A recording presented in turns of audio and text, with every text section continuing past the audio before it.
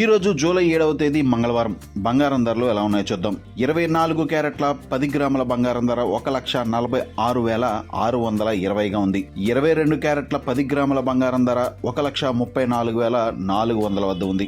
ఇక 1 కేజీ వెండి ధర 2,37,700 రూపాయల వద్ద ఉంది. నిన్నటితో పోల్చి చూస్తే బంగారం ధర నేడు మరింత తగ్గినట్లు చూడవచ్చు. బంగారం ధర వివిధ అంశాలతో ప్రభావితమవుతుంది.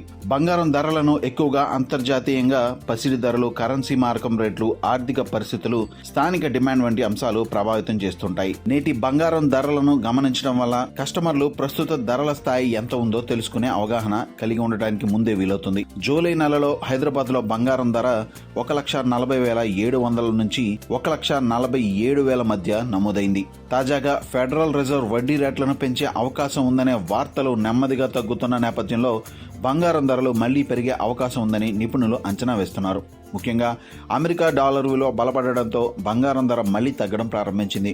అయితే అమెరికాలో జాబ్స్ మార్కెట్ సానుకూలమైన ఫలితాలు రాని కారణంగా అమెరికా ఫెడరల్ రిజర్వ్ వడ్డీ రేట్లను స్థిరంగా ఉంచడం లేదా తగ్గించే అవకాశం ఉన్నట్లు వార్తలు బలపడుతున్నాయి.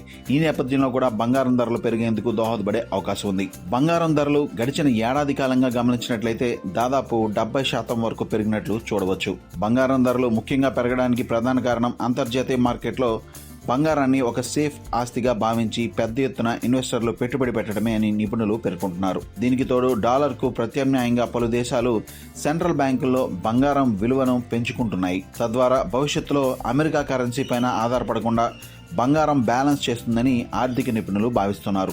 సిల్వర్ ధరలు మార్కెట్లో గడిచిన కొంతకాలంగా గమనించినట్లయితే భారీగా పెరిగి మళ్లీ తగ్గడం చూడవచ్చు. సిల్వర్లో ఎక్కువగా తీవ్రమైన ఒడిదుడుకులు కనిపిస్తున్నాయి.